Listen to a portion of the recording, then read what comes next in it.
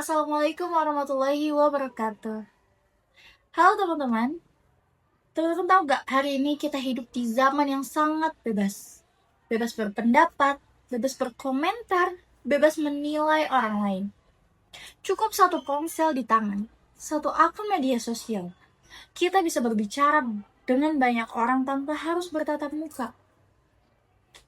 Masalahnya, kebebasan ini sering membuat kita lupa satu hal, teman-teman.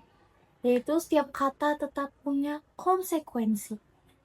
Di media sosial, kita sering melihat komentar nyinyir, hujatan yang dibungkus kritik, bahkan budaya cancel culture gitu ya, yang menjatuhkan seseorang tanpa memberi ruang untuk memperbaiki diri gitu ya. Nah, semua itu seiring dianggap wajar dengan alasan ini kan cuma pendapat, toh dia yang mulai duluan. Padahal dalam Islam tidak ada yang namanya pendapat tanpa tanggung jawab. Allah Subhanahu wa taala berfirman, A'udzubillahi minasyaitonirrajim. Bismillahirrahmanirrahim. Wa ma yalfidhu min qawlin illa ladaihi raqibun atid. Tidak ada satu kata pun yang diucapkannya melainkan ada malaikat pengawas yang selalu siap mencatat. Surat Qaf ayat 18.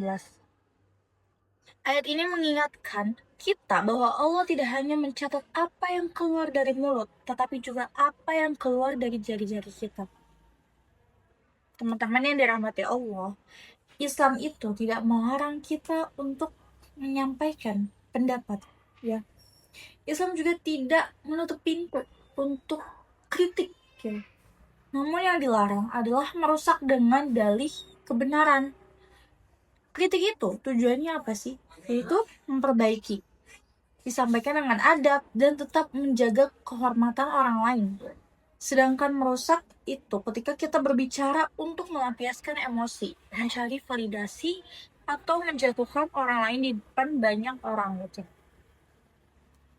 Rasulullah Shallallahu Alaihi Wasallam bersabda, "Man kana yu'min billahi wal yawmil akhir falyaqul khairan aw liyasmut."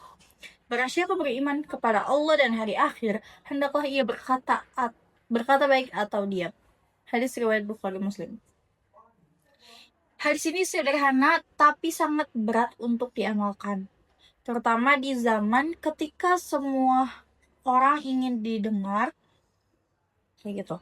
Allah juga mengingatkan dalam Al-Quran, A'udzubillahi minasyaitonirrajim, Bismillahirrahmanirrahim.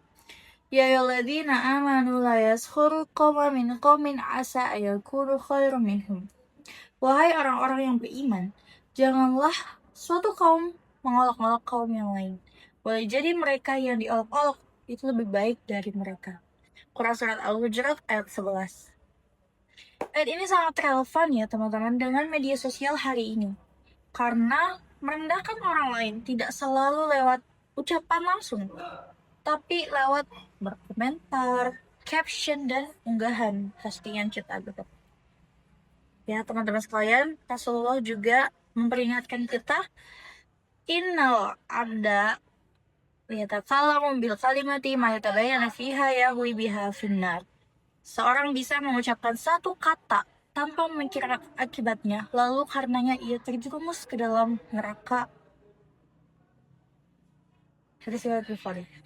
Auzubillahimindzalik, teman-teman. Maka sebelum kita berbicara atau menulis, Islam mengajarkan kita untuk berhenti sejenak dan bertanya, apakah ini benar? Apakah ini perlu? Atau apakah ini tuh membawa kebaikan? Teman-teman yang dirahmati Allah, di era bebas berpendapat ini, menjaga lisan dan jari bukan berarti kita lemah, tapi tanda bahwa iman kita bekerja.